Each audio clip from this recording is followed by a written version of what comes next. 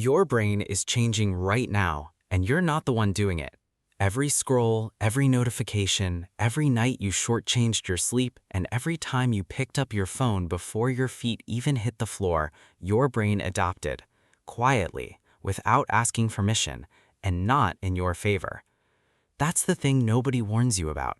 Your brain doesn't wait for you to decide to grow. It just responds to what you repeatedly do.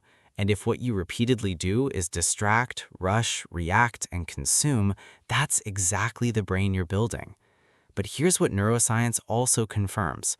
The same mechanism that works against you can work for you. 7 habits. That's the difference between a brain that keeps you stuck and one that starts getting you out. Let's get into it. Most people assume they're either smart or they're not, either born focused or born scattered, either disciplined or just not that kind of person. That belief is the single most expensive lie you'll ever tell yourself, because focus isn't a personality trait, discipline isn't a gift, emotional control isn't something a lucky few are born with. These are all skills, and like every skill, they're built through repetition or lost through neglect. Every habit you'll hear in this video directly shapes the neural pathways responsible for attention, memory, emotional regulation, and decision-making. You are not stuck. You are just not training intentionally yet. Let's start with the first habit. Train your focus like it's a muscle. Your attention span isn't shrinking because you're weak. It's shrinking because you've been practicing distraction every single day without realizing it. Every time you check your phone mid-task, every time you switch tabs before finishing a thought, your brain logs that. It adopts. It starts treating distraction as the default mode. Here's what changes everything. Give your brain one daily session of uninterrupted focus. Not 5 hours. Start with 20 minutes. One task. No notifications, no background noise with lyrics, just you and the work. It will feel uncomfortable at first. That discomfort is the feeling of your brain resisting a new pattern. Push through it anyway. That's where the rewiring happens. The second habit is to sleep like your future depends on it, because it does. While you sleep, your brain isn't resting, it's working. Clearing metabolic waste, consolidating memories, repairing neural pathways, and restoring the emotional regulation systems that make you a functional human being the next day. Cut that process short and you don't just feel tired. Your prefrontal cortex, the part of your brain responsible for self-control and rational thinking, goes partially offline. Which is why sleep-deprived people make impulsive decisions, snap at people they love, and feel like they're fighting through fog all day. Before you chase any brain hack, fix your sleep.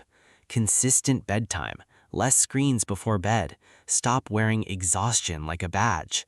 A tired brain cannot become a strong mind. The third habit is to read things that actually challenge you. Most content you consume today is engineered for one purpose, to keep you watching, not to make you smarter, not to make you think deeper, just to hold your attention long enough for the next piece of content to load.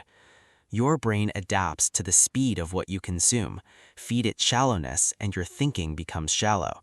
Reading, real reading, books or material that pushes you slightly outside your comfort zone forces your brain to process information actively. It builds memory, analytical thinking, focus, and imagination in ways passive consumption never can. 10 pages a day, that's all. The compounding effect over a year will quietly change the way you think, speak, and see the world. The fourth habit is to move your body to upgrade your brain. Exercise isn't just physical maintenance. Every time you move, walk, lift, run, or cycle, you flood your brain with chemicals that directly support memory, focus, and emotional clarity. It also attacks the thing quietly destroying most people's mental performance: chronic stress. Elevated stress hormones shrink the brain regions responsible for learning and emotional control over time. Movement is one of the most effective tools we have to counteract that. But here's the part most people miss. Exercise doesn't just change your brain chemistry.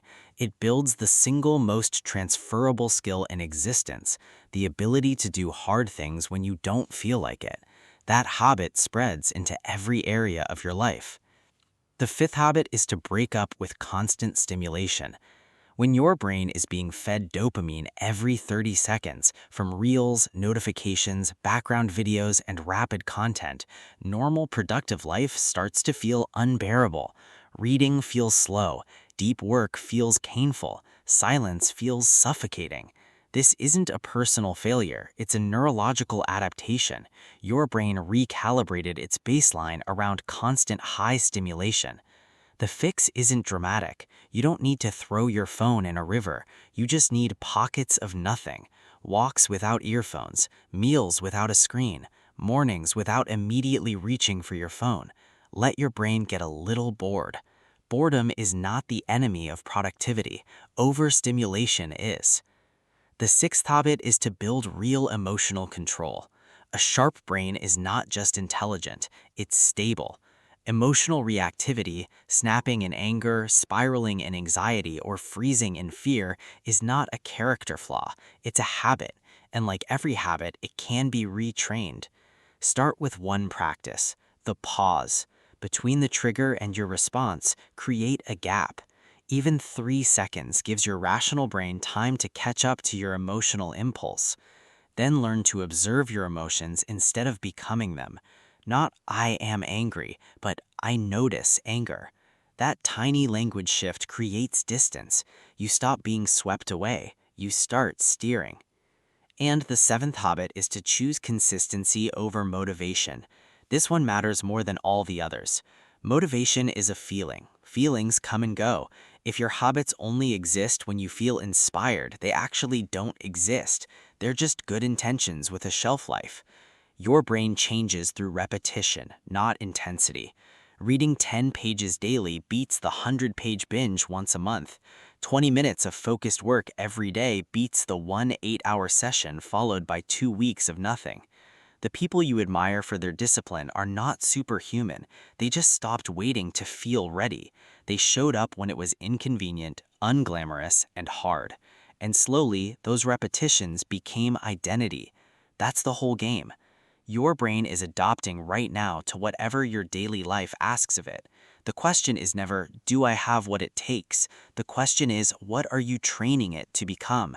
Distraction or focus, impulse or intention, stimulation or clarity. You already know the answer. You've known it for a while. Now you just have to act like it. Drop a comment below. Which habit are you starting with first? I'm Sam, and I'll be reading every single one of your comments.